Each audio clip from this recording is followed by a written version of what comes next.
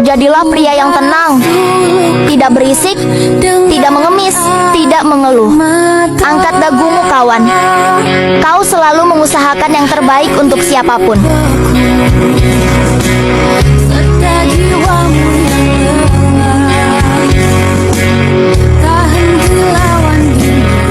Orang munafik itu disifati Allah gimana? Wa idza qamu ilas sholati qamu kusala. Orang-orang munafik adalah orang ketika mau sholat itu bermales-males. Terus kitab Fathul Mu'in atau Fathul Wahab atau kitab semua kitab fikih bikin judul gini.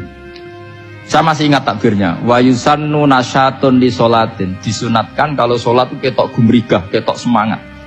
Fa inna Allaha ta'ala dzamma tarikihi, karena Allah mengkritik atau menyalahkan orang yang kalau sholat itu tidak nasyat, tidak gumregah, tidak semangat.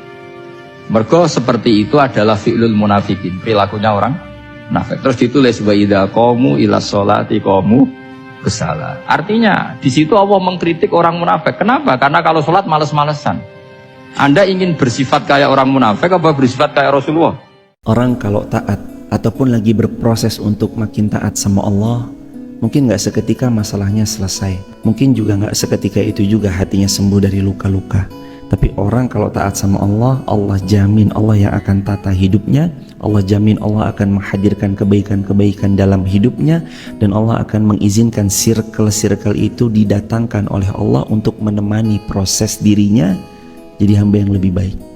Itu baiknya Allah. Sekarang kita berproses aja jadi hamba yang lebih baik, nanti biar yang baik-baik itu Allah datangkan dengan seizin Allah. Rencana Allah pasti yang terbaik, dan takdir yang sudah Allah tuliskan untuk kita pastilah takdir terbaik. Taat sama Allah, manut sama Allah, Allah yang tata hidup kita nanti pelan-pelan. Tidak apa-apa kamu katakan mereka itu Tuhan, tapi buktikan prestasi mereka apa. Mana yang diciptakan berhala, mana yang diciptakan Isa, mana yang diciptakan Yesus. Gak apa-apa, Yesus Tuhan gak apa-apa, tapi buktikan dia lahir di mana. Jangan-jangan sudah lahir di bumi. Masa yang dituhani sama Tuhannya terlambat? Bumi ada dulu, Tuhannya datang kemudian. Yang bener aja kan gitu.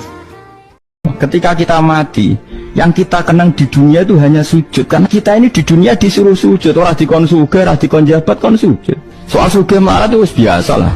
Kita sudah sujud, berarti punya nikmat yang untuk membeli surga. Kemudian setelah sujud yang dapat surga, kamu ngeluh perkara rati sepeda motor, perkara rasuge, itu teko elek ngono.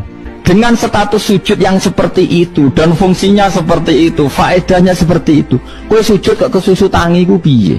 Wong nanti itu yang menyelamatkan kamu dan identitas kamu indah Allah. Mulai kalau nak sujud tuh tak nikmati tenan. Matur nuwun Gusti jenengan negeri kula sujud. Ini identitas saya. Imam Bukhari itu punya bab namanya babu fi'lil qalbi wa annahu yu'akhadhu bi. Kira-kira gitulah, atau semana dengan bab ibadah itu butuh fi'lul qalbi. Fi'lul qalbi itu ya logika yang dibangun yang ada di hati kita. Terus alasan Imam Bukhari, terus kemudian beliau mengutip ayat walaki yu'akhidukum bima kasabat qulubukum. Jadi ada nisbatul kasbi ilal qulub, yaitu kasabat qulub. Allah itu akan menindak apa yang kamu perbuat oleh hati kamu. Bima kasabat qulubukum. Sekarang begini, kamu melihat orang koruptor misalnya, punya uang miliaran, terus kamu kagum, wah enak jadi koruptor, uangnya banyak, bisa apa saja kesampaian. Kata itu adalah menjadi maksiatul qalb, hati kamu maksiat.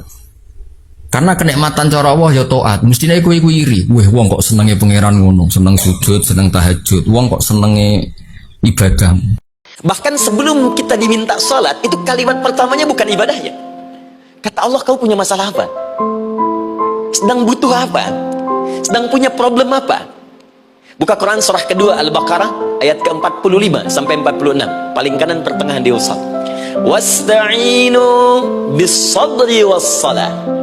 Perhatikan kalimatnya, indah sekali. Ya Allah menempatkan salatnya bagian kedua. Kata Allah, wasta'inu, hei hambaku, jika kalian punya persoalan dalam kehidupan, maka perhatikan kalimatnya baik-baik, wasta'inu, mintakan solusinya kepadaku. Jadi kalau sedang punya masalah, bukan bikin status, gak akan selesai.